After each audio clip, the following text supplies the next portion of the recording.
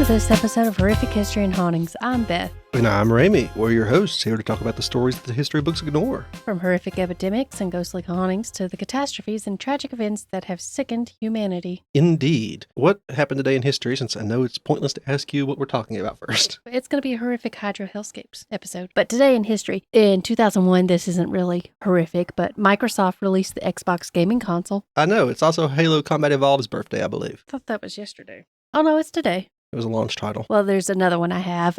It's a little more horrific. 2004, a 10-year-old grilled cheese sandwich with markings that resembled the Virgin Mary sold on eBay for $28,000. Of course it did. And the seller claimed it had never grown mold in the 10 years that he had had it. I consider that horrific day in history because somebody really stupid and careless with money had that much money that they decided to spend on a 10-year-old grilled cheese sandwich. I bet they'd beg to differ unless it's molded. No, probably agree. And if it didn't mold, that means it's pumped full of preservatives and chemicals. Look at my mummified grilled cheese sandwich, Virgin Mary. That I bought for $28,000. And there's people that stupid with that kind of money. Awful. Anyway, that's all I have for today in history. Okay. Just small, simple things. The first topic of horrific hydros is the Alaskan tsunamis of 1964. I say that was an unpleasant place to be. It's cold water. Mm-hmm. On March 27th, 1964, Alaska, near Prince William Sound, was hit by a record-breaking 9.2 magnitude earthquake at around 5:36 p.m. The shaking of the earth lasted for about 4.5 minutes, and this became a historic event as it was the strongest earthquake ever recorded in the U.S. and the second largest in history. Alaska's always go big or go home, kind of like Texas. Mm-hmm. The Pacific tectonic plate suddenly slipped underneath the North American plate, and the shockwaves covered over 800,000 square miles. So pretty much all of Alaska could feel it. The earthquake was felt by over 100,000 people, but the impact of the shake was surprisingly low. Only 9 people were killed as a result of the earthquake itself. And the buildings suffered minimal damage because of the shaking itself. Alaska's built different. The biggest problem wasn't the shaking, really, but instead the liquefaction. The friction from the shaking of the earth melted the frozen soil, causing the earth to lose its grip and slide away. Turnagain Heights, a massive chunk of the neighborhood, which was about 130 acres, slid about half a mile, taking 75 houses with it. In downtown Anchorage, the Government Hill Elementary School was ripped into multiple pieces, and it was lucky that it was 5:36, so nobody was in the school. Yeah. The school closes around 3-ish. I don't know. Did it in the 60s in Alaska? Apparently so, because nobody was there. Tsunami surges hit as far away as Antarctica. 106 died in Alaska due to the tsunamis, 13 in California, and 5 in Oregon. They just ruined the whole coast. It also didn't help that Alaska's communication with other states was completely cut off because of the earthquake. So they had no way of warning them, hey, we've had a massive earthquake. Yeah. A tsunami could be heading your way. I wonder how many people thought it was the communists. Because they were so close to Russia. And it was the Cold War era. All of a sudden you lost track of Alaska and it's the closest state to Russia. Literally, it's like a border with them. I don't know. I never thought about it. You know, people were like, oh God, it's the Russians. It's the commies. Oh. The tsunamis came from 2 different sources. The earthquake physically shoving the ocean floor upward and pushing massive amounts of water up. And then the second was caused by the shaking, knocking loose massive chunks of earth, causing submarine landslides, which I hear is worse when it comes to creating tsunamis. In Valdez, the harbor floor collapsed from the shaking, which sent a wave crashing in just a matter of minutes after the earthquake started. The first surges hit other towns, not the nearest towns, but the other towns, just 20 to 50 minutes after. Huh. That's how fast it was moving. So it pretty much, when they say a matter of minutes with Valdez, it was pretty much instant. Yeah. In 1967, the town of Palmer, Alaska, started a watch for local threats after the failures from the 1964 disaster. While Hawaii focused on the deep ocean, Palmer took responsibility for the mainland. By 1996, Palmer was the official guardian of the entire West Coast. I did not know that. Yeah. Lake Chelan is next. It's located in the state of Washington. It's glacier-fed and it stretches about 55 miles long. It's also the third deepest freshwater lake in the U.S. It plunges about 1,500 feet, more than that in some spots. The locals have a saying that it never yields its dead. That's just the dumping ground for the Collinses. On November 26, 1945, on a snowy morning, a school bus carrying 20 kids and one woman was driving along the cliffs of the lake. The driver was blinded by the heavy snow and ended up hitting a rock. The bus slid off the road, tumbled down a 30-foot embankment, and sank into the icy water. A few of the students managed to escape through the bus windows. Only 6 people, 5 being children and the other being the woman passenger, managed to escape and get back to shore. The bus, along with the driver and 15 students, disappeared into the deep, icy water. For a week, Navy divers tried to find the wreck. They finally located the bus perched on a rock ledge about 210 feet below the surface, and if it had slid just a few more yards, it would have dropped into the 1,400-foot abyss and probably never would have been found. The crews actually ended up carefully hoisting the bus to the surface, but they only found the bodies of 4 students and the driver inside. Well, you got to think of the ones who settled and then tried to get out. And once they got out, they just couldn't make it to 200 feet up. Yeah. It's hard to tell where they ended up. How would they make it to 200 feet down? The bus sinks pretty quick once it's full of water.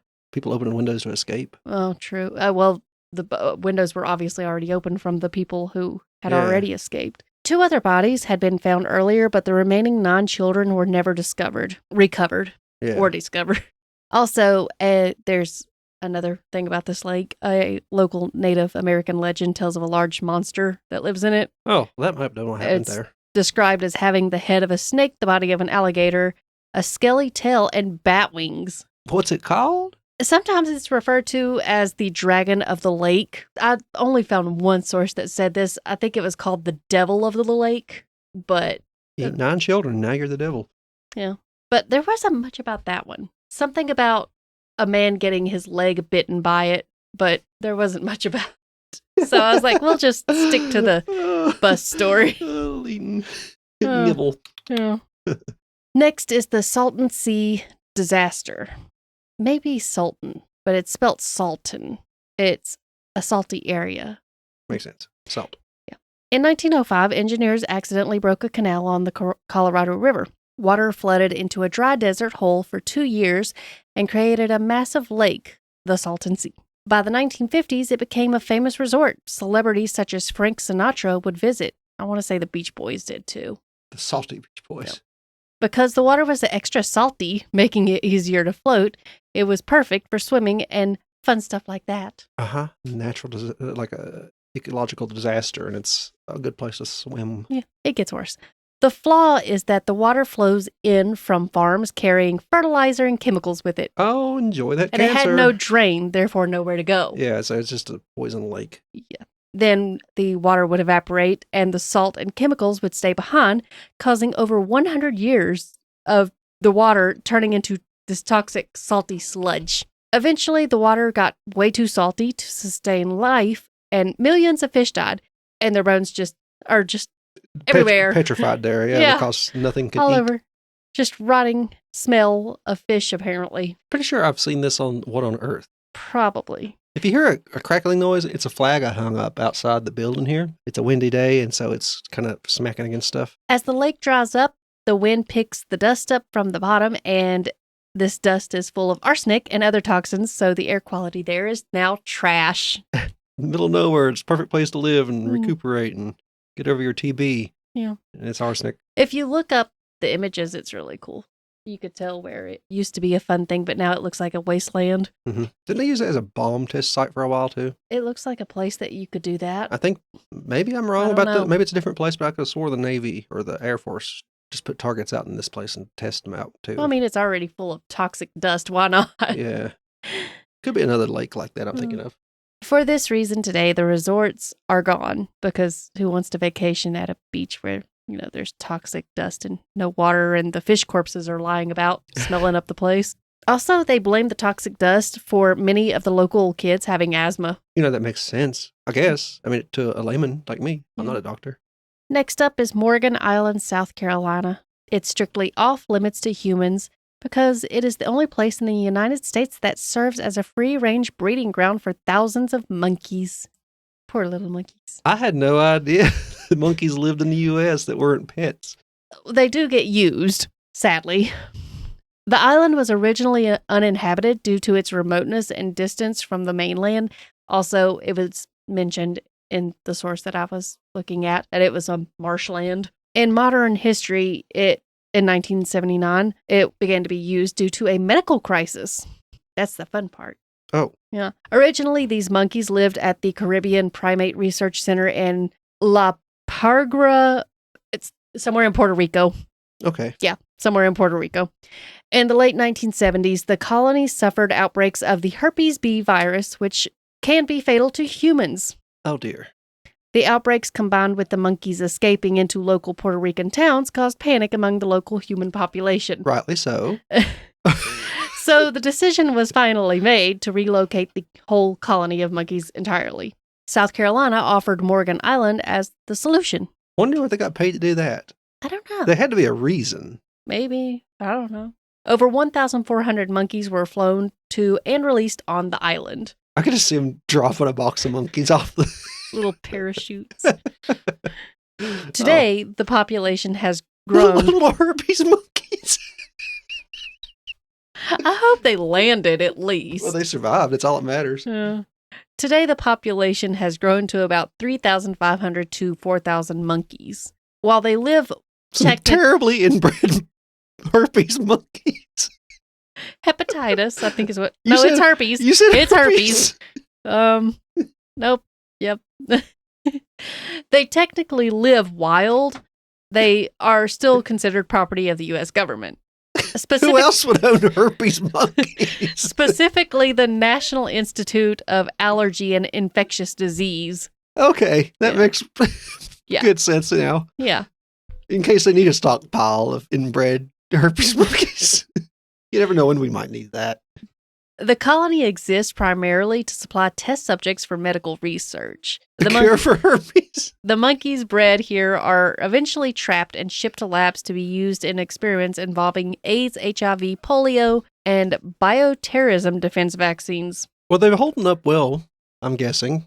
Poor innocent little monkeys, though. We should let them live in peace on the island, and instead, the monkeys are innocent. Yeah. They can't help it if they have herpes. How'd they get herpes? I think the Puerto Ricans were also using them as medical experiments Okay, that's not good. to begin with. So who knows what kind of I just thought we diseases had these poor monkeys a have now. family of promiscuous monkeys. Yeah. Despite the warnings and the fact it's 100% illegal to step foot on this island.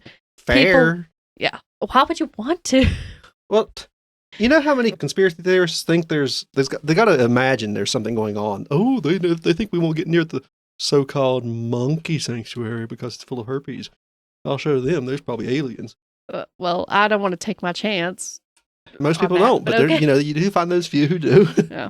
People have occasionally tried to go there. The trespassers are often swarmed by aggressive troops of monkeys that hiss, screech, and pelt the intruders with feces to drive them away. Herpes feces. Herpes, HIV, polio, who knows, feces.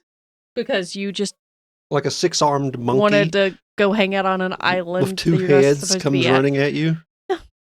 Okay. And that was our short little episode. They're going to be short Well, that's for a while. probably the best one I've heard in a while. Also, I know herpes really isn't a terrible, terrible deal. I don't know. There's I listened to an different episode kinds. of Sawbones about I it. wonder which one herpes B is. It really wasn't a huge deal until a ad campaign came out by the company who made the medication to repress the outbreaks, according to Sawbones, medical tour of misguided medicine. And Okay, well, this one can often be fatal to humans. okay, well, So this yeah, particular okay. type of herpes. Well, the So. ones that people think about getting themselves, it was just the ads were like, they made this expensive medication and nobody was using it because really herpes is kind of not a big deal. Yeah. It's just kind of awkward. But they had these ad campaigns like, don't let your husband come home with, it was like scandalous things they were in the commercials. And that's how the herpes, like, oh, you got herpes slur kind of thing started. Is because of that ad campaign because they made it expensive drug and nobody was buying it. Well, Yeah. why don't they give it to the monkeys? Apparently it's a different type of herpes. Mm. Okay. Well, that was a fun episode. Yeah. Keep an eye on our socials, the link tree in the description. There's also a baby's wish list, whatever it's called. For Beth. Registry. Yeah, Beth, where she's expecting. She has a wedding coming up soon. Isn't that a scandal? We have TikTok, which apparently is doing well. If you like mini totes, find my TikTok, because a lot of people seem to like mini totes. What else is there? YouTube channels, unboxings. We got 2 or 3 different YouTube channels. We got shops. I got a Shopify set up finally for a site if you want to find any of our 3D printed things or homemade stuff. Crosses for the holidays. Mama makes beaded crosses, and they're very affordable. I have a link if you just want to send us a donation, but with all the things to purchase, I mean, that'd be nice, but you could always just purchase something and it'd still be helping pay the hosting fee. Again, thank you for listening. I've been Ramey. And I'm Beth. This has been HH&H. We didn't have a Lady in White episode. No, there was no hauntings in this one. Okay, well, bye-bye with that disappointment.